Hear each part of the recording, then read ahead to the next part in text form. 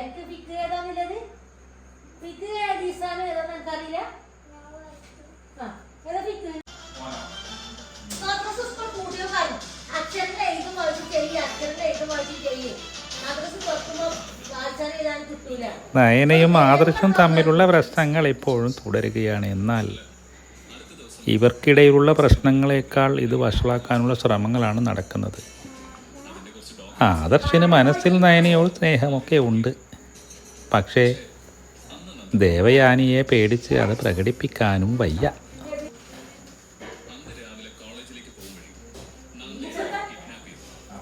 ഇതിനകത്ത്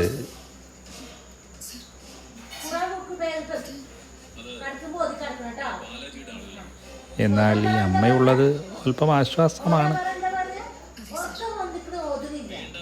പ്രതീക്ഷിക്കാത്ത ചില സംഭവ വികാസങ്ങൾ ഇതിൽ പത്തരമാറ്റിൽ സംഭവിക്കുന്നുണ്ട്.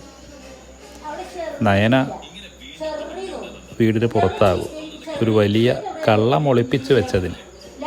അതിൻ്റെ ധർമ്മസങ്കടത്തിലാണ് നയന.